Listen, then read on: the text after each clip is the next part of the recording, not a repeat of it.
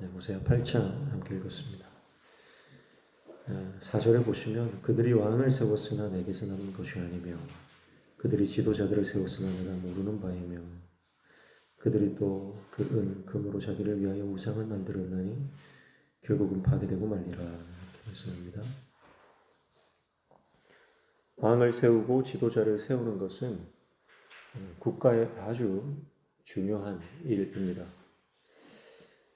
그러니까 이 왕을 세우고 지도자를 세우는 것은 우리 인생의 아주 중대한 일들을 말하는 것이고, 그리고 왕과 지도자들은 하나님께서 세우시는 궁극적으로 그런 중대한 일입니다. 그런데 왕이 세워지고 지도자들이 세워졌는데 하나님께서 난 것이 아니고 하나님이 모르신다, 그렇게 말씀하시는 거죠. 그러니까 지금 하나님과 상관이 없는 일이 되어버렸다, 그렇게 말씀을 하고 있습니다.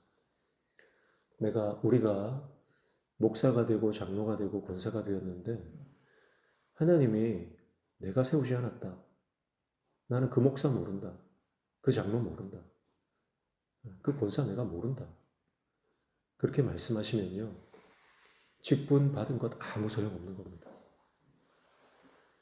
오히려 내가 직분을 받은 것, 내가 영향력 있는 자리에 그 자리를 차지하고 있는 것이 우리의 삶의 저주가 되는 것입니다. 중요한 것은 하나님과 상관 있는 사람이 되는 것입니다. 하나님과 상관없는 사람이 되면 아무리 많은 일을 해도 소용이 없는 것입니다. 하나님과 친밀한 관계가 회복되어야 될 줄 믿습니다. 하나님과의 관계입니다. 결국 하나님은 그런 것들을 우상이라고 말씀합니다. 그 우상은 어떻게 됩니까?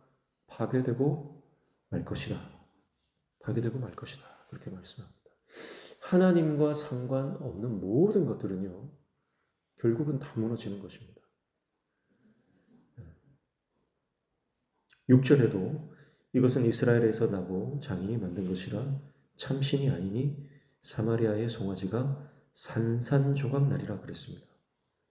결국은 하나님과 상관없는 모든 우상들은요, 그 운명이 결국 다 사라지고만 산산조각이 난다라고 하는 것입니다. 우리 인생에서 하나님께서 개입하시고 하나님께서 역사하지 않으면 그 누구도 하늘의 은총을 기대할 수 없는 것입니다. 7절 보십시오. 그들이 바람을 심고 광풍을 거둘 것이라. 심은 것이 줄기가 없으며 이삭은 열매를 맺지 못할 것이요 혹은 맺을지라도 이방 사람이 삼키리라 그랬어요. 우리가 심은 대로 거두는 것 아닙니까? 우리가 하나님의 말씀대로 그 뜻에 순종하여 우리가 인생을 살아가면 그건 심는 인생이에요. 온전한 것을, 바른 것을, 참된 것을 심는 인생입니다. 그러면 하나님께서 그것을 거두게 하실 것입니다. 그런데 하나님 없이 하는 모든 것은요, 바람을 심는 것과 같은 것입니다. 바람을 심어봤자 거두는 것은 광풍뿐이라는 거죠. 여러분, 그러니까 열심히 사는 것이 중요한 것이 아니라 하나님의 뜻대로 사는 것이 중요한 것입니다. 10가지, 100가지를 하는 것이 중요한 것이 아니라 한 가지를 해도 주님 뜻대로 하는 것이 중요한 거예요. 우리가 주님 뜻대로 살지 않으면 인생의 마지막에 가서 거두는 것이 다 광풍, 바람은 손에 잡히지 않는 것입니다. 그렇게 열심히 살았는데, 그렇게 땀 흘리며 아등바등 살았는데 마지막에 가서 그것이 다 바람과 같은 것이라면 그럼 그것은 참 절망적인 인생이 되는 것입니다. 오늘 저와 여러분이 하나님이 모른다는 인생 아니라 하나님이 인정하시는 복된 삶이 되시기를 축복합니다. 11절에도 에브라임은 죄를 위하여 제단을 많이 만들었더니 그 제단이 그에게 범죄하게 하는 것이 되었도다 그랬어요. 죄를 위해 제단을 많이 만들었다. 이것은 예배를 많이 드렸다는 겁니다. 하나님 앞에 제단을 쌓고 예배를 드리고 제물을 드리고 번제를 드렸다는 거예요. 예배를 드리지 않은 것이 아닙니다. 이스라엘은 항상 하나님께서 말씀하신 대로 제단을 쌓고 예배를 드렸는데 정작 그 예배 중심에 하나님이 안 계셨다는 거. 12절에 그를 위하여 내 율법을 만가지로 기록하였으나 그들은 이상한 것으로 여기도다 그랬습니다. 하나님이 율법을 만가지로 기록하셨대요. 만가지로 기록했다. 그것은 하나님께서 율법을 주실 때 대충 주시지 않고 정말 세세하게 한 구절 한 구절 이스라엘 백성들이 행복하게 살아갈 수 있도록 영적으로 승리하며 하나님께서 그들의 인생을 정말 아름답게 살아갈 수 있도록 세세하게, 그건 하나님의 사랑 아닙니까? 정말 우리가 사랑하는 사람에게 편지 쓸 때는 구절구절, 여러분 얼마나 그 사연이 많습니까? 하나님께서 이스라엘 백성들에게 율법을 주실 때도 만 가지로 기록하셨다. 여기서 기록했다라고 하는 것은요, 꾹꾹 눌러 썼다는 거예요.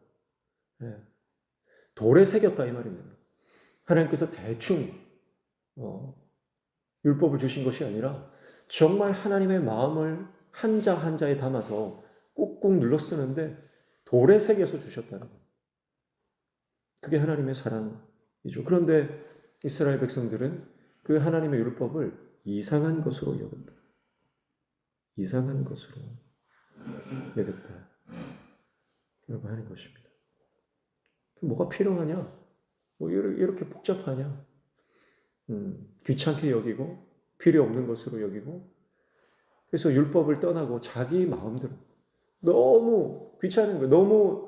너무 하나님의 율법이 자기를 속박하는 것으로 생각한 것. 이렇게 복잡하게 살 필요가 있는. 그래서 자신만의 우상을 만들어내고 자신만의 하나님을 만들어내고 자신의 뜻대로 편리한 대로 살아가는 것입니다.